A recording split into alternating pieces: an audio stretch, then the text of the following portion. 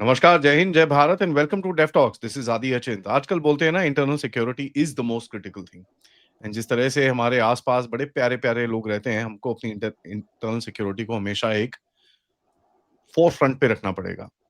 कुछ ऐसी चीज़ हुई है, अमित शाह साहब ने एक नया एस एनर्जी सेंटर बनाने की बात करी है and which is in Ayodhya of all the places. जब ऐसा सवाल आता है, सबसे पहले एक ही क्वेश्चन आता है दिमाग में कि यार ये कोई रीजनल स्ट्रैटेजी है कि अयोध्या पे? Because that's scary. So let's talk. Prateek भाई, नमस्कार। नमस्कार आदि भाई। जी, आपका सवाल क्या है बताइए? सिंपल सवाल है यार, रीजनल स्ट्रैटेजी है कि पर्टिकुलर थ्रेट है? You are placing energy right next to the Ram Mandir है। Excuse me? नहीं, 2-3 जगह है जहाँ पे एनएसजी का एक्सपेंशन के बारे में पिछले 2-3 साल से बात हो रहा है। उसमें से एक है जो नया यूनिट्स बनने वाला था, एक अयोध्या में, द अदर वन जिसके ऊपर बातें हुई लेकिन अभी क्या स्टेटस है उसके बारे में कोई ओपन इन्फॉर्मेशन नहीं है। That is in Amritsar and the third is probably in Kerala, Thiruvananthapuram. तो उसमें प्रोएक्टिविटी इन्वेरिएबली यूपी सरकार काफ़ी ज़्यादा दिखाते हैं। तो लैंड का एलोकेशन हो गया, एनएसजी के जो ऑफिशियल्स है वहाँ जाके रेकी करके आया है। और जो अयोध्या में होगा, this is a regional kind of a regional hub, तो ये not specifically only for Ayodhya. Though you cannot deny the fact कि अयोध्या के ऊपर बहुत बड़ा एक थ्रेट है। वन कैनॉट डिनाई कि अयोध्या में पहले भी टेरर अटैक की कोशिश की गई है। तो अभी जो एक भव्य मंदिर हुआ है, स्ट्रेटेजिकली सिर्फ वो मंदिर ही नहीं, वो Ayodhya as a regional economic hub की तरह उभर के आ रहा है। और वहां पे जो रीजनल हब होगा, उसका जो जिसको कहते हैं कि एरिया ऑफ ऑपरेशन या स्फीयर ऑफ मतलब एरिया होगा जिसमें वो ऑपरेट करेंगे, वो शायद सेंट्रल या नॉर्थ सेंट्रल एरिया इंडिया के काफी बड़े जगह पे होंगे। जैसे अगर आप देखेंगे कोई एनएसजी हब अगर कोलकाता में है, तो वो नॉर्थ ईस्ट को ही कवर करता है, पूरा north east, not just Calcutta.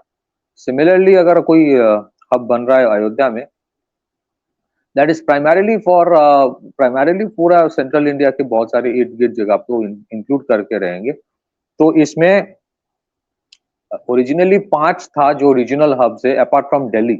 Delhi को अगर आप छोड़ देंगे, तो दिल्ली का तो एक बहुत बड़ा इनका हेडक्वार्टर ही है, उनको छोड़ के उसको इफ यू कीप असाइड, तो मुंबई, चेन्नई, कोलकाता, हैदराबाद, अहमदाबाद में पहले ही रीजनल हब्स थे।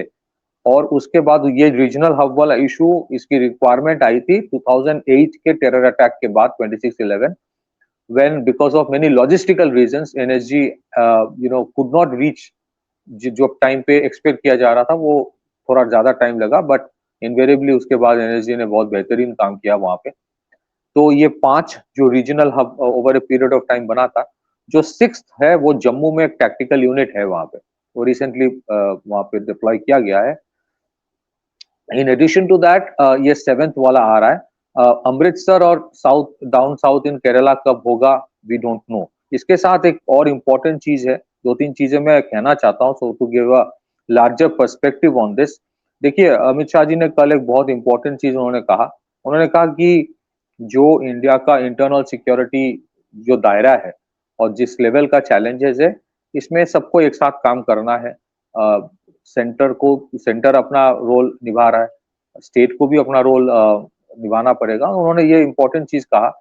तो अगर आप देखेंगे, law and order being a state subject, और हमारे ये कॉन्करेंट लिस्ट पे तो नहीं, ये स्टेट सब्जेक्ट ही बोला जाता है, लेकिन इंटरनल सिक्योरिटी में जहां जहां जितना होम मिनिस्ट्री से हो सके, अगर आप देखें पिछले कुछ साल से, you can say on a larger matrix from 2014, but जब से Amit Shah ji has become the home minister, अब देखेंगे जिस तरह से एक एनआईए का एक्सपेंशन हुआ। अभी एनआईए का जो है 2 जोनल ऑफिस है, गुवाहाटी और जम्मू में, उसके साथ 21 ब्रांच ऑफिसेस है, as per press information bureau release, जिसमें से 13 new branch and 2 zonal offices have been sanction during the last 5 years only. तो उसके बाद एनआईए का जो सैंक्शन स्ट्रेंथ है उसको काफी बढ़ाया गया, अराउंड 1900 अभी उनका सैंक्शन स्ट्रेंथ है।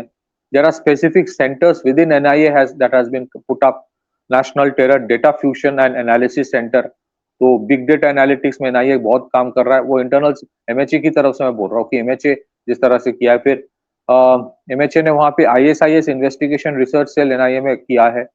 फिर जो साइबर टेररिज्म है उसके ऊपर एनआईए का बहुत सारे काम के लिए टेक्नोलॉजिकल इंटरवेंशन करने के लिए बहुत इंफ्रास्ट्रक्चर सेटअप किया गया है। एनआईए को नोडल एजेंसी बनाया गया for central level investigation on terror funding and fake Indian currency note. तो एक एक मोटे तौर पे बहुत इंपॉर्टेंट चेंजेस आया है। अब एनआईए को मैं क्यों एनआईए की बात कर रहा हूँ कि NIA and NSG works in tandem. दूसरी चीज है, ये सिर्फ एनएसजी में इंप्रूवमेंट हो रहा है वो नहीं है, इंटरनल सिक्योरिटी में जो जितने सारे law enforcement agencies at the central level है, आप देखोगे बहुत सारे में बहुत इंप्रूवमेंट आया है। इन्वेस्टमेंट्स किया है, स्पेंडिंग किया है सरकार ने। और जो इम्पोर्टेंट चीज है कि ये जो अमित शाह जी कल कहे कि states will have to do it, मैं एक उदाहरण देता हूं। अभी यूपी में योगी आदित्यनाथ जी के सरकार ने उनके जितने सारे एटीएस यूनिट्स है, anti terrorist squad, that is spread across 18 centres of UP. आप देखिए कितना सीरियसली वो ले रहा है internal security. 18 units of ATS है spread across different parts of the state, क्योंकि वो बहुत बड़ा स्टेट है। On the line of CISF जैसे सेंटर का है, सेंट्रल इंडस्ट्रियल सिक्योरिटी फोर्स, ठीक उसी तरह से यूपी में Uttar Pradesh special security force बनाया गया है, जिसका सैंक्शन स्ट्रेंथ अराउंड 7,000 प्लस है। 6 न्यू बटालियंस, उसमें से एक बटालियन विल बी डिप्लॉयड इन अयोध्या। तो बहुत सारे स्टेट्स भी किया, ऐसा नहीं कि सिर्फ यूपी की बात कर रहा हूं। अगर आप 2008 के बाद से देखेंगे तो all the states today have a specialised anti terrorist unit, ATS तो सारे के पास है। कुछ कुछ जगह पे इसको एटीएस कहा जाता है, कुछ कुछ जगह पे इसको एसटीएफ कहा जाता है, और कुछ कुछ स्टेट्स है जहां पे एसटीएफ और एटीएस दोनों अलग अलग यूनिट भी है। एसटीएफ ऑर्गेनाइज क्राइम लेके डील करता है और एटीएस हार्डकोर टेरर इश्यूज, लेकिन बहुत जगह पे इंटरलूप होता है, they work in tandem. And special units भी बहुत सारे स्टेट्स में अभी आ गया है, जैसे फोर्स 1 इन महाराष्ट्र, फिर आप देखेंगे दिल्ली का स्वॉट है। Many states have their own स्वॉट units, many states have their own ATS units, I mean almost all the states. तो ऐसा अगर आप देखें कि द सेंटर के साथ साथ स्टेट्स भी अपना काम को कर रहा है, और जितना भी पॉलिटिकल डिफरेंसेस हो ऑन अ लार्जर स्पेक्ट्रम आप देखेंगे बहुत सारे कोऑर्डिनेशन है। सो ऑन अ पॉजिटिव नोट ये कहना चाहिए। अगर आप बॉर्डर सिक्योरिटी में आप देखेंगे जिस तरह से इमिग्रेशन लॉ में एक बदलाव आया, जिस तरह से नैरकोटिक्स में एमएचए ने बोल दिया कि हर स्टेट को एक एंटी नैरकोटिक्स टास्क फोर्स बनाना है, फिर उसके बाद हर एक स्टेट में एक एसटीएफ बनाना है, डिटेंशन सेंटर हर डिस्ट्रिक्ट में लाना पड़ेगा फॉर डिटेनिंग जो सस्पेक्टेड इमिग्रेंट्स है, इलीगल इमिग्रेंट्स। तो ऐसे on illegal immigration, on narcotics issue, on terror investigation, on special units और काउंटर टेरर यूनिट्स, सब में आप देखेंगे बहुत इजाफा हुआ है। और बॉर्डर सिक्योरिटी में भी इन्वेस्टमेंट्स काफी हो रहा है, एनडीआरओ में इन्वेस्टमेंट्स हुआ है। ये क्यों किया जा रहा है, एक इंपॉर्टेंट चीज ये समझना जरूरी है। और उसके साथ आदि भाई just also want to mention one of the top Maoist leaders, कल ही उसने सरेंडर किया महाराष्ट्र में विद 60 प्लस और मोर कैडर्स। तो जब हम मिले थे आपके साथ दिल्ली में उस कार्यक्रम में, उसके बाद पता नहीं कितने एनकाउंटर्स और हो गया और कितने सरेंडर और हो गया। तो it is such a continuous process की मतलब टैली रखना मुश्किल हो जाता है, right. So on a larger spectrum अगर आप देखेंगे, I will just take 10 more seconds. जो पाकिस्तान का इंटरनल सिचुएशन है, जो बांग्लादेश का इंटरनल सिचुएशन है, ये कहा जा रहा है कि they might implode from inside. Implode अगर होगा, एक सेक्शन हमेशा चाहता है to cross the border, refugee की तरह आने की भी कोशिश करेंगे, तो उसके साथ different kinds of elements would also try to come. Now you have to be prepared for that aspect as well. Secondly, so border grid को इतना स्ट्रांग इसलिए बना जा रहा है, जैसे एक डेडिकेटेड ड्रोन फोर्स बना रहा है बीएसएफ। सो ड्रोन फोर्स ऐसा नहीं है कि they will use loitering munition की पाकिस्तान में जाके अटैक करेंगे, बट वो बॉर्डर सर्वेलेंस में हर जगह फेंसिंग पॉसिबल नहीं होता है गिवन द टेरेन। सो आपके जो टेक्निकल सर्वेलेंस है उसमें ऊपर इजाफा बहुत हुआ है। नाउ अगर आप पहलगाम में जो हुआ, ये हमारे आर्मी के टॉप जनरल्स भी ये बोल रहे हैं कि टू प्रिज्यूम कि nothing again will happen will be a misnomer. जो सिचुएशन पाकिस्तान में है, अगर आप देखें, और आसिम मुनीर ने पहले बोल दिया है कि इस वर्ड से पहले करेंगे, ये सब तो I don't want to get again into it, क्योंकि हमने डिस्कस किया है। एक ट्रेंड हमेशा रहा है, जब पाकिस्तान के इंटरनल सिचुएशन बहुत खराब हो जाता है, तो वो कुछ करते हैं across the border to galvanise the country and to hmm, divert the attention. और पाकिस्तान की अंदरूनी सिचुएशन जैसे है, अंदरूनी सिचुएशन बहुत डेलिकेट है पाकिस्तान के लिए। क्यों डेलिकेट है? क्योंकि जैसे मैंने कल भी कहा था, एंड अगेंस्ट इंडिया कुछ किया जाता है तो पाकिस्तान गेट्स यूनाइटेड, लेकिन विद इन पाकिस्तान और विद अफगानिस्तान जो इशू अभी चल रहा है, बहुत सारे एलिमेंट्स विद इन पाकिस्तान है जो पाकिस्तान सरकार को इसमें सपोर्ट नहीं करेगा। जैसे अफगानिस्तान के साथ जो भी हो रहा है, there are a Pashtun population within Pakistan, वो कतई अब पाकिस्तान सरकार को इसमें सपोर्ट नहीं करेगा। सेकेंडली, पंजाब प्रोविंस में जो हुआ, मुरीद के में या जो जो जहां पे हुआ, that is a that is something. उसके बाद जो अफगानिस्तान के साथ हो रहा है, टू प्रिज्यूम कि अच्छा जो हुआ मुरीद के में वो भूल जाते हैं, let's now come together and fight against Afghanistan, it is highly unlikely. So there are, और बालूचिस्तान में जो हो रहा है, टीटीपी जो कर रहा है, दैट इज अनदर इशू, वो तो सबको पता है। फिर पीओके में जो हो रहा है वो भी देखे सबने। नाउ ऐसे सिचुएशन में, for government of any country, a country like India जो एक डिफिकल्ट नेबरहुड में है, ऐसे सिचुएशन में ऐसा नहीं कि अरे पाकिस्तान में मजा आ रहा है, होने दो। The situation is that is the time you become far more alert, because possibilities हो जाता है क्रॉस बॉर्डर स्ट्राइक्स की। सो अयोध्या में अमित शाह जी ने जो अनाउंस किया मतलब कहा 50% के ऊपर काम हो गया होगा, दैट इज अ गिवन। तो whether it is NIA, whether it is NSG, whether it is NCB, whether it is NTRO, और whether it is legal reforms dealing with internal security, उसमें बहुत सारे चेंजेस आ रहा है। लेकिन law and order being a state subject, ये हमारा एक प्रॉब्लमेटिक इशू है। Where does law and order stop and it becomes a national security issue? That is what Amit Shah ji have been trying to say for a long time, कि states को responsibility लेना होगा। Everything the center cannot do। एक border state से अगर infiltrate हो रहा है, तो आप बोल रहे हो कि सेंटर रेस्पॉन्सिबल है, लेकिन आपको जब पता चलता है कि आ गया है, what is that particular state then doing? क्या वो उसको पकड़ के डिटेन करके रिपोर्ट कर रहा है, या फिर वो अरे आ गया तो मेरी जिम्मेदारी नहीं है, फिर वो वोट बैंक बन जाता है। No, you have to complement the centre ना। सेंटर को ब्लेम करके बीएसएफ, जितना बीएसएफ की क्षमता है उससे ज्यादा करता है BSF. It is easy to blame BSF, but वो टेरेन में अगर कोई जाएगा, एक हफ्ता रहेगा तो उसको समझ में आएगा। एक हफ्ता भी मैं ज्यादा बोल रहा हूं। But the issue is, are the states complementing it? Well, there are question marks. फिर इनवेरिएबली मैं एक और चीज कहना चाहता हूं, internal security, national security, terrorism का इशू, ये सिर्फ सेंटर और स्टेट की जिम्मेदारी नहीं है, ये जुडिशियरी की भी रिस्पॉन्सिबिलिटी होनी चाहिए। Correct me if I am wrong, but it has to be a responsibility of judiciary as well, कि we have to be complementing the state. Now I think somewhere some reforms are needed in how we deal with cases। हाँ, changes आ रहा है।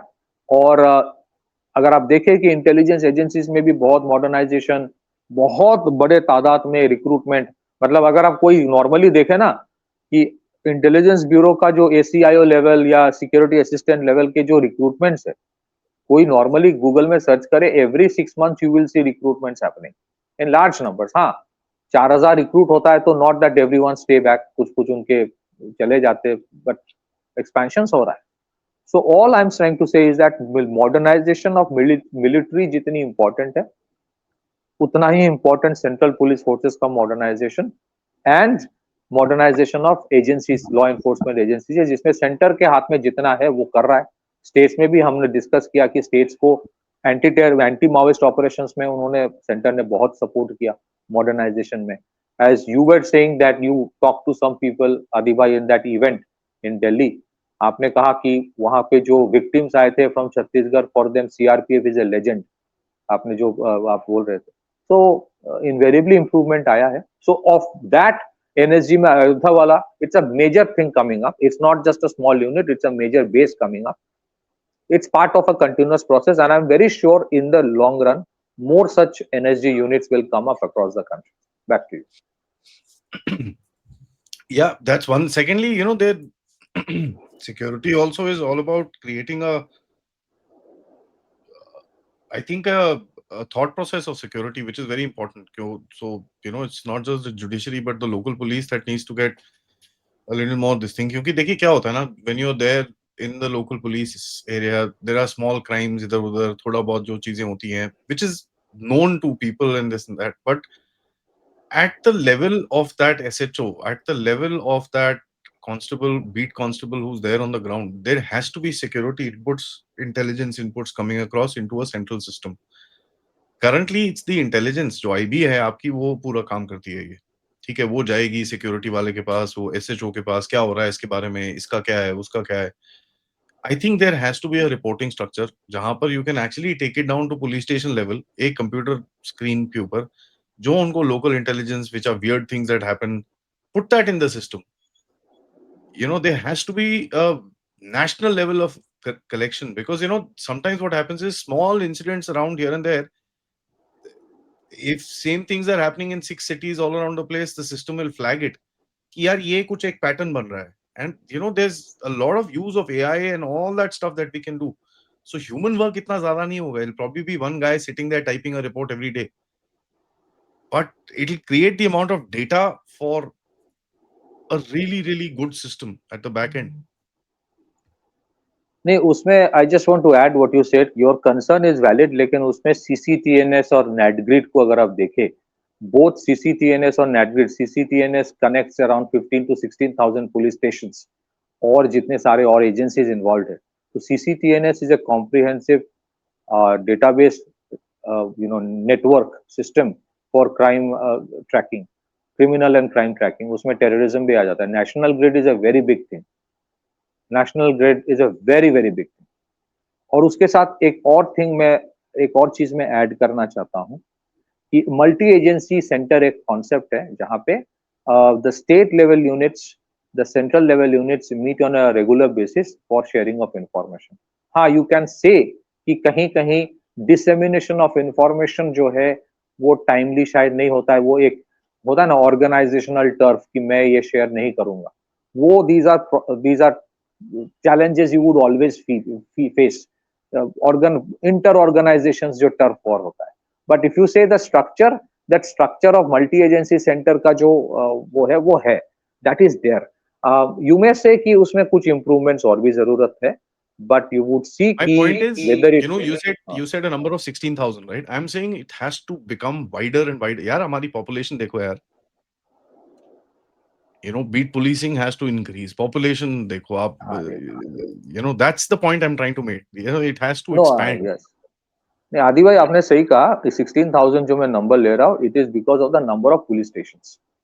But अगर आपने जो आपकी जो कंसर्न है कि police to population ratio raise करना चाहिए, विच आई कंप्लीटली एग्री। मुझे लगता है कि क्योंकि अगर हमारी पॉपुलेशन अब ऑलमोस्ट 150 करोड़ है, तो 100 करोड़ पॉपुलेशन के टाइम आपका जो पुलिस पॉपुलेशन रेशियो में जितने पुलिस पर्सनल थे, आज उतना शायद है कि नहीं, आई डोंट नो। क्योंकि क्या हो रहा है, सेंट्रल पुलिस फोर्सेस में इजाफा हो रहा है। You almost have 1 million strong central police forces in India today. Apart from CRPF, CISF, BSF, ITBP, Assam Rifles को छोड़ के भी अगर आप इसमें रेलवे प्रोटेक्शन फोर्स को इंक्लूड कर ले, तो it is almost like 1 million। But the states have been very reluctant to invest in state police forces. Most of the states अगर आप देखेंगे, जो बड़े स्टेट्स है, there total police force 1 lakh से ज्यादा नहीं है, 1 लाख, 1-1.5 लाख ज्यादा से ज्यादा, बट उनके पॉपुलेशन शायद 8 से 10 करोड़ है। That is a very big problem. फिर उसमें वीआईपी सिक्योरिटी में आधे लग जाते हैं। सो अगर आपके 1.5 लाख पुलिस पॉपुलेशन है, तो at any point of time deployment कितना होगा? 60-70,000 ही होता है, 80,000 होगा, क्योंकि उनको भी तो सोना पड़ेगा ना रात को जाके, कभी ना कभी तो रेस्ट लेना है। सो पुलिस पॉपुलेशन रेशियो, और यही चीज अमित शाह जी बार बार बोल रहे हैं, the states will have to invest. आप देखें, अगर आप कभी एक प्रोग्राम करें कि एक एक स्टेट जो है, उन स्टेट्स में क्या पॉपुलेशन है और कितना पुलिस पर्सनल है, और इसमें से I am not trying to be bias, एक पर्टिकुलर स्टेट जिसने कंटिन्यूअसली पिछले 10 साल में या 7-8 साल में इन्वेस्ट किया है, वो उत्तर प्रदेश है। उत्तर प्रदेश में पुलिस पर्सनल की रिक्रूटमेंट जिस लेवल पे हो रहा है, वो कहीं नहीं हो रहा है। और उसमें भी कुछ हमारे सिनिक्स आ जाते हैं, लेफ्ट लिबरल आ जाते हैं कि हम पुलिस स्टेट बना रहे हैं। अरे पुलिस स्टेट नहीं, बेसिक सिक्योरिटी के लिए भी आपकी पुलिस रिक्रूटमेंट होना चाहिए। सो हमारे पुलिस रिक्रूटमेंट बहुत, सम ऑफ द स्टेट्स जहां पे प्रॉब्लम्स बहुत है, you would see 80,000 police personnel है टोटल। सैंक्शन स्ट्रेंथ, उसको अगर सैंक्शन स्ट्रेंथ से एक्चुअल स्ट्रेंथ देखेंगे तो 60-65 हजार। फिर क्या हो जाता है, you are dependent on everything on the central police forces. कुछ भी हो गया सीआरपीएफ को बुलाओ। अरे हर चीज के लिए सीआरपीएफ है तो आपकी बजट क्यों है? फिर हर चीज के लिए सीआरपीएफ है तो जीएसटी में स्टेट को पैसा ही नहीं मिलना चाहिए। आप फिर law and order state subject बोलना बोल दो, कम बंद कर दो ना, कि हर चीज में अगर आपको सेंट्रल फोर्स चाहिए। कुछ भी कहीं पे झमेला होता है, रैपिड एक्शन फोर्स को बुलाओ, सीआरपीएफ को बुलाओ, नियरेस्ट बाय बीएसएफ के कंटिंजेंट को बुला दो। That should not happen. So that is what Amit Shah ji is saying कि the states will have to invest. उन्होंने जब कहा कि the states की responsibility भी है, सिर्फ सेंटर नहीं कर सकता, इतना बड़ा देश। So I think हाँ improvements चाहिए। Is the center doing enough? Well, I would say center is doing more than it can do. It is doing more than its capacity. But the states, unfortunately, except some, are not investing in police force. देखिए आदि भाई, मैं last में एक चीज कहना चाहता हूं। इट इज नाइस टू से कि ये सारे स्टेट्स में एटीएस है, एसटीएफ है, विच इज देयर, बट आपकी ऐसा नहीं होना चाहिए only the special units are highly modernised. आपके पुलिस स्टेशन जो है, आपके जो बीट लेवल में बंदा 2-3 है, उनके भी वही इक्विपमेंट होना चाहिए जो आपके स्पेशल पुलिस यूनिट्स के पास है। That is when you can say कि states are genuinely investing। यहां पे भी सेंटर ने जहां जहां पॉसिबल है, एवरी ईयर आप देखेंगे जो इंडिया रिजर्व बटालियंस होता है वो स्टेट के अधीन होता है, बट उसका ऑलमोस्ट 60-70% पैसा सेंटर दे देता है, और कभी जरूरत पड़े तो centre will take that force for deployment somewhere else. But centre उसमें भी पैसा देता है कि चलो तुम अपने बटालियंस बढ़ाओ। आईआरबी का कॉन्सेप्ट ही है कि सीआरपीएफ के ऊपर दबाव, मतलब प्रेशर कम हो स्टेट लेवल की, उसमें भी सेंटर पैसा देता है, 75% पैसा दे देता है। But still you would see many states are there जहां पे पुलिस में इन्वेस्टमेंट्स नहीं है, बिकॉज वो पॉलिटिकली आपको वोट नहीं देता है, unfortunately. But some of the states like UP, अगर वो कोई जांच करे, कोई थोड़ा सा रिसर्च करे कि 2017 के पहले वहां पे कितने पुलिस पर्सनल थे और आज कितने हैं, you will come to know. And I think this is a concern jahan pe states will have to invest more, which is not there. Back to you. You know, वो बड़ा एक बड़ी टेढ़ी सी सिचुएशन है। This is not something which is easy to kind of just say कि भैया ये कर दो तो ये हो जाएगा। There's no quick fix. This has to be a long term affair. On that note, thank you so much Pathikrit भाई फॉर दैट अपडेट। सबसे रिक्वेस्ट है वीडियो को लाइक करिए, सब्सक्राइब करिए, end of course if you can please do support the channel. नमस्कार, जय हिंद, जय भारत।